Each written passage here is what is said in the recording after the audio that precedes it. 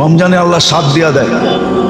রোজা রাখার পরে খাওয়ানে যেই স্বাদ দেয়, ওই স্বাদ আপনি কোথাও পাবেন না টোকায়া। রোজা থাইকা দেখেন, তারপরে বুঝবেন। তো যেটা বুঝাইতেছিলাম, শাবান শবে বরাতের পরে করণীয় কি? করেন, কাজে দিবে। না করবেন, রমজান আপনার বিরুদ্ধে যাবে, বিরুদ্ধে। এই জন্য হাদিসে লেখা আছে, রোজা যার পক্ষে যাবে তাকে রোজা জান্নাতে নিয়া ছাড়বে। শুধু জান্নাতে নিবে না, জান্নাতের এক উচ্চ লেভেলে নিয়ে ছাড়বে।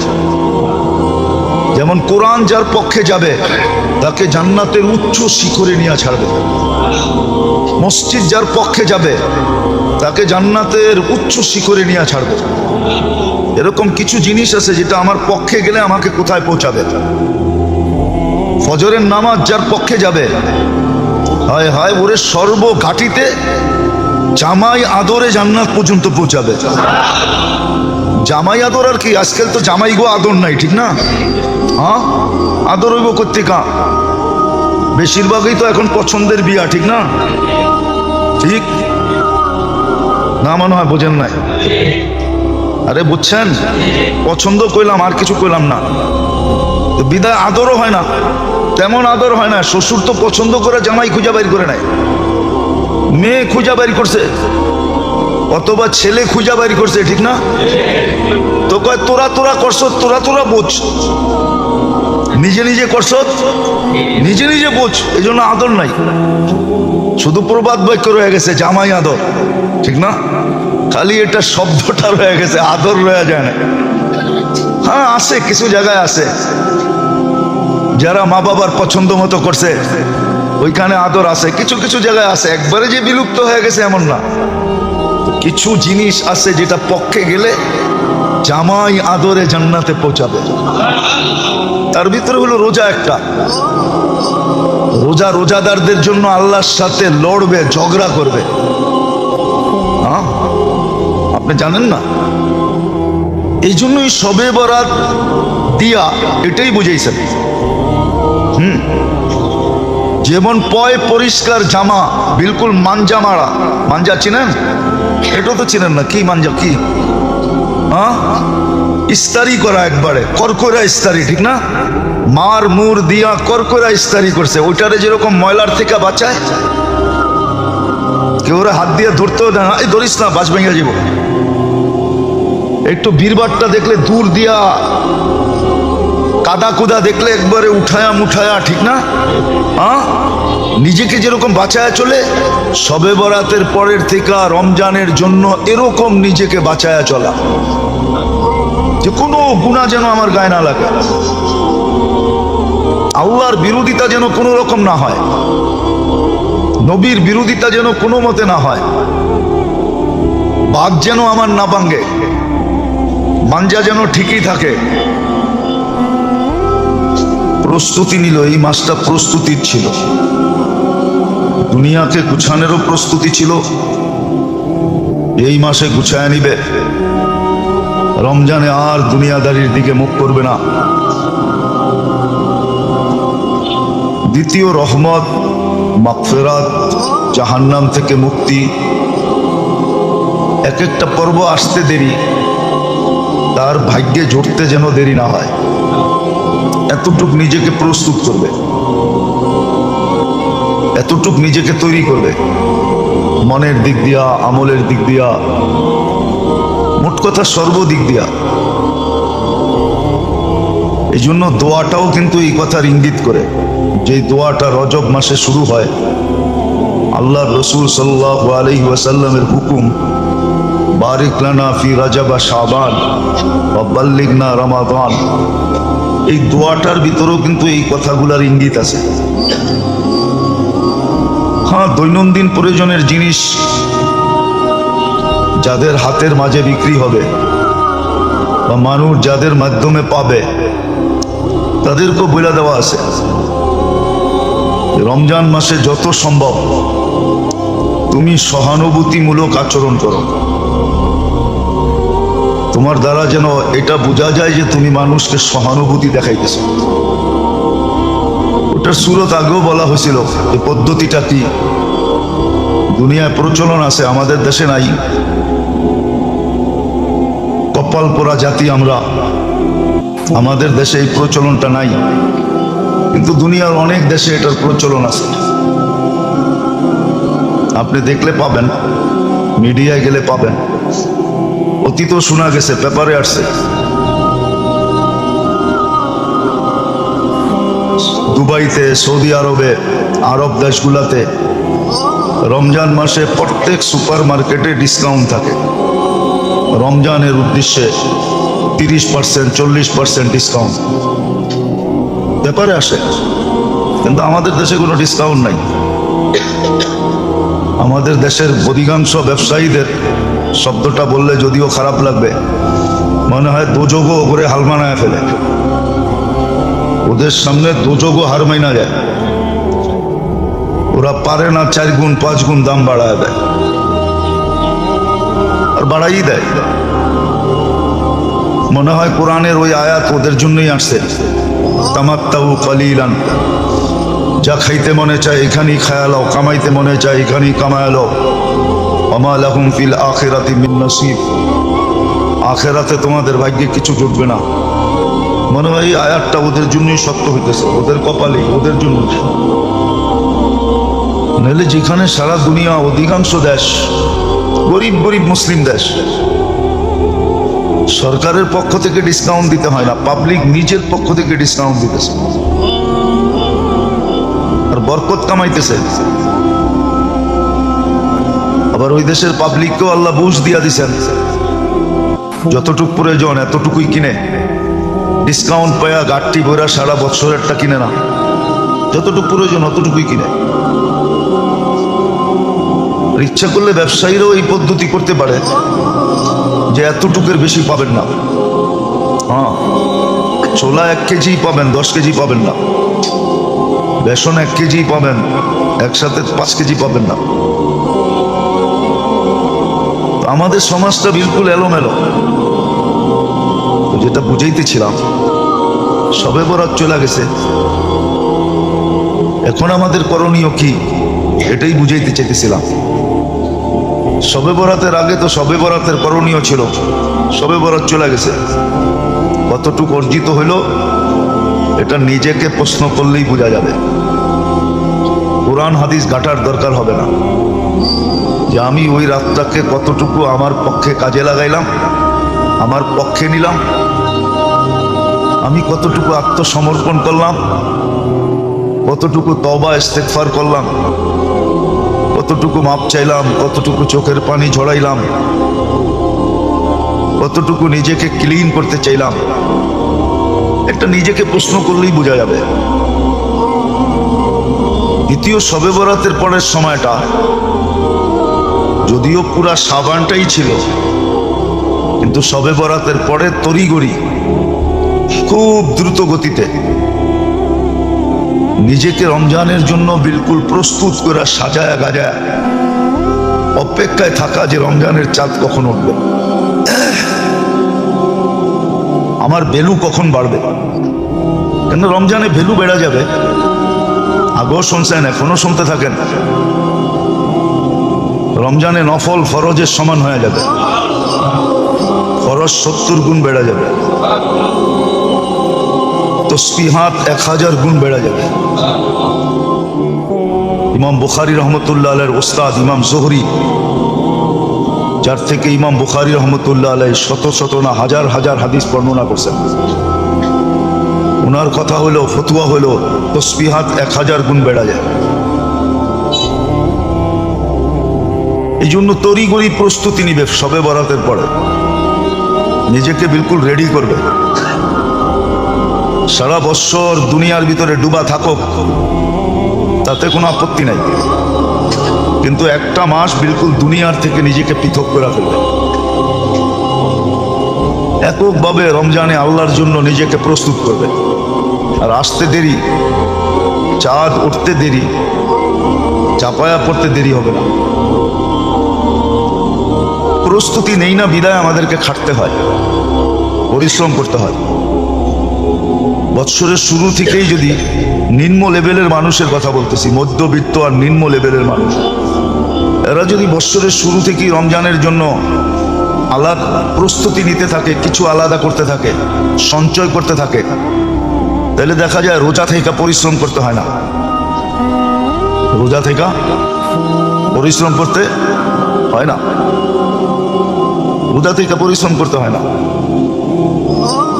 আপনি দেখেন, একটা ক্যালকুলেট হিসাব করেন আপনি, যে আমার এক মাসে নিম্নমানে এত বাজেট, 20,000 টাকা বাজেট। 11 মাসে যদি আপনি 2,000 টাকা করে সঞ্চয় করেন, আলাদা করেন রমজানের প্রস্তুতিমূলক, তাহলে সারা বৎসর কিন্তু 11 মাস আপনি রমজানের প্রস্তুতির সোয়াব পাইতে থাকবেন। আর 11 মাসে যা সঞ্চিত হবে ওটা দিয়ে 1 মাস চলে যাবে। রমজানে তো একটা বেনিফিট এটাও আছে, সব জিনিসের ভিতরে আল্লাহ বরকত দিয়া দেন, মোমেনের রিজিক বাড়ায়া দেন। এই জন্য রমজানে যত খায় মানুষ, রমজানের বাহিরে এত খায় না। রমজানে যতটুকুই ব্যাপকভাবে দান, প্রত্যেক মসজিদেই 200-100 মানুষের ইফতারির ব্যবস্থা হয়, ঠিক না? রমজানের বাহিরে তো একজনেরও হয় না, হয় নাকি? হয়। আচ্ছা, 100 করে যদি ধরেন প্রত্যেক মসজিদে ইফতারির ব্যবস্থা হয়, তো বাংলাদেশে 2.5 লক্ষ মসজিদ, 2.5 লক্ষকে আপনি 100 দিয়ে গুণ দেন, দেখেন না কত হয়। হ্যাঁ, আরে মনে হয় বোঝেন না, ঠিক না? 2.5 লক্ষ লেখা 2 শূন্য বাড়ায় দেন, বাস কত হবে? আগে কয় সংখ্যা ছিল? 2.5 লক্ষতে 6 সংখ্যা, আর 2 সংখ্যা বাড়ায় দেন, 7, 8। 1 কোটি 5 লক্ষ লোকের, 1 কোটি 5 লক্ষ না 50 লক্ষ লোকের, 1 কোটি 50 লক্ষ লোকের খাওয়া ডেলি ইফতারি মসজিদের ভিতরে হয়। এটা কি বরকত না? বরকত। রিজিক বেড়া যায়, আল্লাহ বরকত দিয়া দেয়। তো নিম্নবিত্ত মানুষ, আরেকটা কাহিনীও আছে, কিন্তু বলা যাবে না, বললে আবার মিডিয়ায় চলে যাবে, বলা ফেলবো। নিম্নবিত্ত মধ্যবিত্ত মানুষ যদি রমজানে কাজ না করে, ওরা বলে আমরা রমজানের জন্য কোনো কাজ কাম করবো না, তাইলে উচ্চবিত্ত মানুষরা আপনাদের পায়ে ধরা সারা দিনের কামাই 1 ঘন্টায় দিয়া নিতে রাজি হবে। বরকত ওইখান দিয়ে আবারও বেড়ে যাবে। আপনি বলবেন হ্যাঁ কাজ করতে পারি, কিন্তু 2-3 ঘন্টা করব, বেশি করব না। রোজার দিন 5 ঘন্টা করব, বেশি করব না, কিন্তু দিতে হবে আমাকে 10 ঘন্টা, বাধ্য হবে। এদিক দিয়েও কামাই হবে, পরিশ্রমও কম হবে। এখন তো রোজার খাটার ভয়ে রোজা রাখে না। রিক্সাওয়ালারে জিজ্ঞেস করেন, অটোওয়ালাকে জিজ্ঞেস করেন, সারাদিন অটো চালাই, রোজা রাখবো কোন জায়গায়? অটো রাখেই তো সময় পাই না, রোজা কোন জায়গায় রাখবো? পিছে তো প্যাসেঞ্জার থাকে, রোজা তো রাখন যাইব না সিটে, প্যাসেঞ্জার বইব কই? এই জন্য রোজা রাখে না। রিক্সাওয়ালা রোজা রাখে না, শ্রমিক পেশার মানুষ বেশিরভাগ রোজা রাখে না, কর্মচারী পেশার মানুষ বেশিরভাগ রোজা রাখে না। রাখে? বলেন, রোজা রাখে না। কিন্তু 11 মাস যদি কিছু কিছু সঞ্চয় করতো, রোজাকে সামনে রেখা, রমজানে কোনো কাজ করব না, 1 মাসের বাজেট রমজানের আগে সঞ্চয় করলো, সবাই যদি কাজ করা বন্ধ করে দিত, তাহলে উচ্চবিত্তের মানুষ এদেরকে অল্প সময়ের জন্য বেশি টাকা দিয়ে হায়ার করতো, হায়ার। হ্যাঁ, 1 বছর করে দেখুক আমার কথার উপরে, 2 ঘন্টায় 10 ঘন্টার কামাই পাইত। কেননা কোথাও তো শ্রমিক খুঁজে পাওয়া যেত না, কোথাও তো শ্রমিক খুঁজে পাওয়া যেত না, ওর কাজ করার লোক খুঁজে পাওয়া যেত না। বলতো না রমজান আল্লাহ আল্লাহ করবো। আমাদের গরিবদের কাছে কিছু নাই, মধ্যবিত্তদের কাছে কিছু নাই, আমাদের একটাই ভরসা আছে, রমজান দিয়া দেখি জান্নাত নিতে পারি কিনা। আমরা তো দুনিয়ার কোনো স্বাদ পাই নাই। আপনারা তো ইচ্ছা করলেই পিজা খাইতে পারেন, আমরা তো সারাদিনই পিসা খাই। পিসা বোঝেন? পিসা বোঝেন? গ্রাম্য ভাষা কি? আমরা তো সবাই ধাক্কায়, আমরা তো ধাক্কা খাই, আপনারা তো পিজা খান। আপনারা তো বার্গার খান, সার্গার খান, আপনারা জবাব দিতে, মনেরকে সান্ত্বনা দিতে পারবেন যে দুনিয়ার কিছু তো পাইছি। সারা জীবনই তো ভাড়াটিয়া রইলাম, বাড়িওয়ালা তো হইতে পারলাম না। তো বাড়িওয়ালা তো সান্ত্বনা দিবে আমি বাড়িওয়ালা হয়েছি, ঠিক না? তো জবাব দিবে। আমরা একটা মাস আল্লাহকে দিতে চাই, আবার জানি না এই কথাগুলো আবার রাষ্ট্রের বিরুদ্ধে চলে যায় কিনা, যে হুজুরে পাবলিক রে কি বুঝাইতে চাইতেছে, সবাই রমজানে কাম ছেড়া দিলে শ্রমিক পেশার মানুষ তো পুরা দেশ তো হ্যাক হয়ে যাবে, ঠিক না?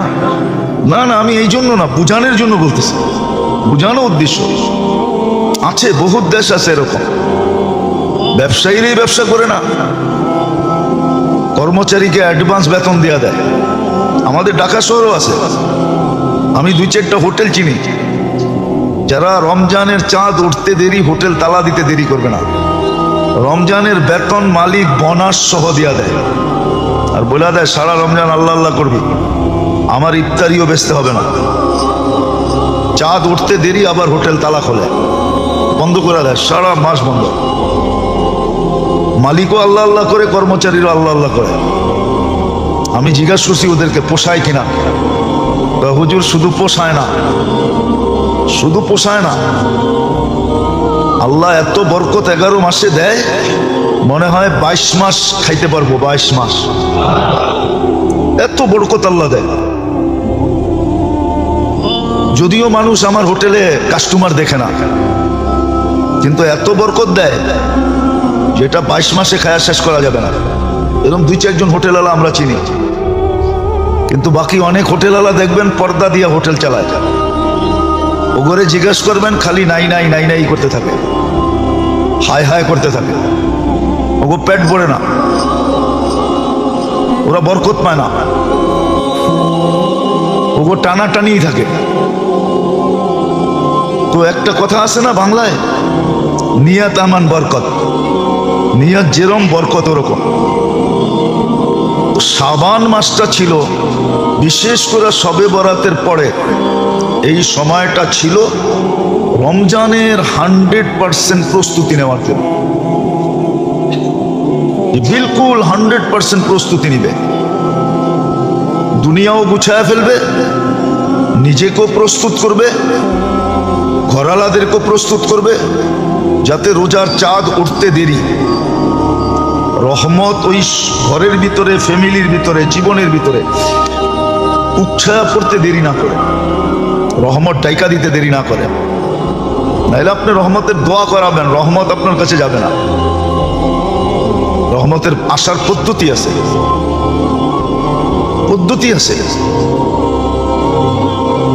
তো যেটা বুঝাইতেছিলাম, রমজানটা ছিল জীবনের শেষ সম্বল হিসাবে, যে রমজান পাইল সেজন্য জীবনের শেষ সম্বল, শেষ সুযোগ, শেষ প্রচেষ্টা বলে না, সর্বশেষ চেষ্টা করে দেখতেছি, বাঁচলে বাঁচবে, না বাঁচলে করার কিছু নাই। রমজানটা ছিল প্রত্যেক মোমেন মুসলমানের জন্য শেষ প্রচেষ্টা, শেষ সুযোগ। এটা রমজানের শাব্দিক অর্থই বুঝায়, হাদিস কোরআন মিলাইলে তো আরো বুঝায় যে এই রমজানটা এই উম্মতের জন্য কি ছিল, কতটুক আগে। আপনি একটা কথা চিন্তা করেন, জান্নাতকে রমজান যেদিন শেষ হয় ওই দিন থেকে রমজানের শুরু দিন পর্যন্ত, চাঁদ ওঠা পর্যন্ত 365 দিন আল্লাহ রমজানের জন্য জান্নাতকে সাজাইতে থাকেন। এইদিকে এইদিকে মনোযোগ, মনোযোগ না দিতে পারলে বৈশা কোনো লাভ নাই। তাইলে বাইরে বসে থাকলেই ভালো, বাসায় থাকলে ভালো। বয়ান যখন শেষ হবে তখন চলে আসেন, চাচু খাইতে দরকার হলে খায়া বাসায় চলে যান। হ্যাঁ, ভালো না লাগলে বললেন, নাহলে এর চেয়ে ভালো ভালো মসজিদ আমার কাছে আছে, 4 জুমা 4 জায়গায় পড়ানো, আপনাদের চেয়ে 10 গুণ বেতন বেশি পাবো। ডেলি খোঁচাইতেছে, 1 জুমা 1 জায়গায় পড়াবেন, নাহলে ছেড়া চলে যাবো, চিপা ছেড়া চলে যাবো। কেন এখানে গাড়ি ঢুকাই তো অনেক কষ্ট হয়। মনোযোগ দিয়ে না শুনতে পারলে আইসেন না, আর যদি বলবেন ভালো না লাগে ছেড়া চলে যাবো। বাংলাদেশে আমগো জায়গার অভাব নেই, এখানে আসতে হবে না। আর শুনতে হলে মনোযোগ দিয়ে শুনবেন, না শুনতে হলে বাসায় বসে থাকবেন। আপনার মতো শ্রোতার দরকার নাই আমার অনেক শ্রোতা আছে আল্লাহর মেহেরবানিতে। পয়সা পয়সা গল্প করবেন আর হাসাহাসি করবেন, এটা না হোক। যেটা বলতেছিলাম, এর দ্বারা সংযোগ নষ্ট হয়ে যায়। কথা এখান থেকে আসে না, ওইখান থেকে আসে। আমরা কোনো কিছু সাজায় গুছায় নিয়ে আসি না, ওইখান থেকে লাভের জন্য বলতেছি।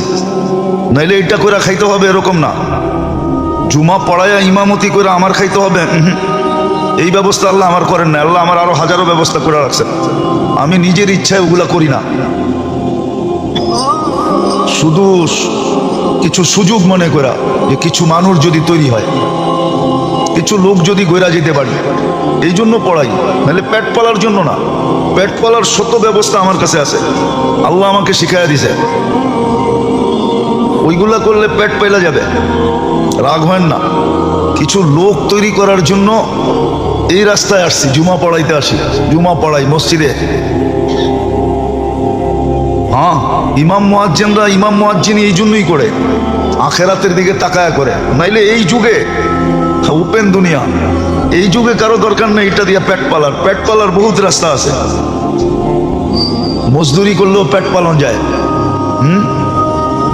ক্ষেতের কামের লোক পায় না দিয়ে কি তো মেশিন আবিষ্কার করতে হয়েছে। কি ধান কাটার লোক পায় না, এই জন্যই তো মেশিন আনতে হয়েছে, ঠিক না? মেশিনে কি কম টাকা নেয় নাকি?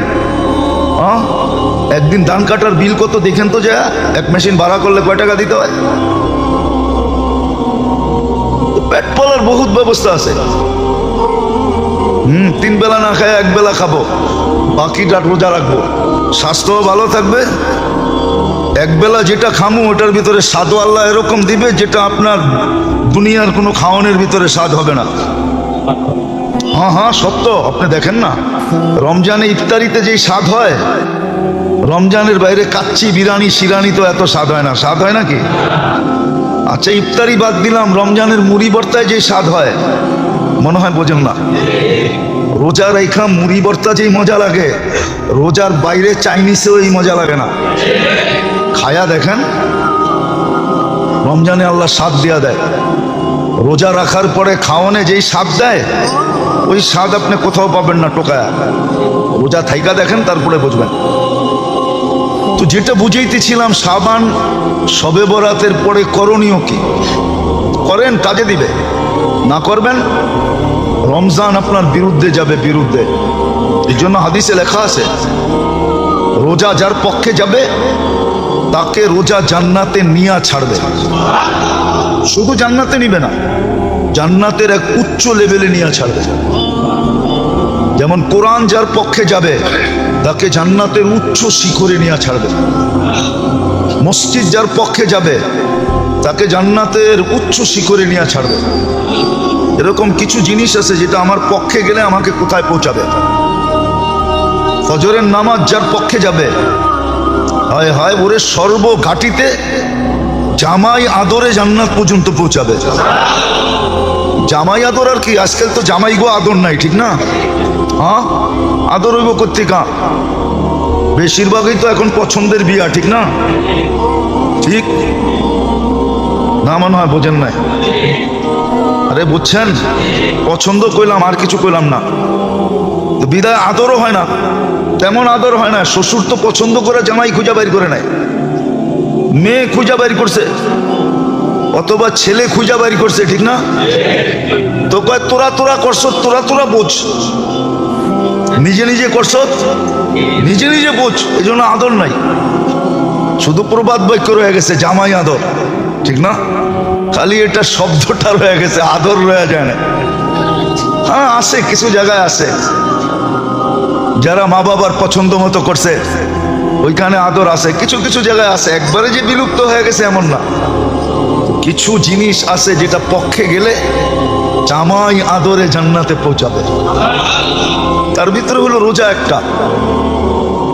রোজা রোজাদারদের জন্য আল্লাহর সাথে লড়বে, ঝগড়া করবে। আপনি জানেন না? এই জন্যই শবে বরাত দিয়া এটাই বুঝাইছেন, যেমন পয় পরিষ্কার জামা, বিলকুল মাঞ্জা মারা। মাঞ্জা চিনেন? এটাও তো চিনেন না। কি মাঞ্জা? কি ইস্তারি করা, একবারে করকরা ইস্তারি, ঠিক না? মার মুর দিয়া করকরা ইস্তারি করছে। ওইটারে যেরকম ময়লার থেকে বাঁচায়, কেউ ওরা হাত দিয়ে ধরতেও দেয় না, এই ধরিস না, বাস ভেঙে যাব। একটু বীরবারটা দেখলে দূর দিয়া, কাদা কুদা দেখলে একবারে উঠায়া মুঠায়া, ঠিক না? নিজেকে যেরকম বাঁচায়া চলে, শবে বরাতের পরের থেকে রমজানের জন্য এরকম নিজেকে বাঁচায়া চলা, যে কোনো গুনাহ যেন আমার গায়ে না লাগে, আল্লাহর বিরোধিতা যেন কোনো রকম না হয়, নবীর বিরোধিতা যেন কোনো মতে না হয়, বাঘ যেন আমার না ভাঙ্গে, মাঞ্জা যেন ঠিকই থাকে।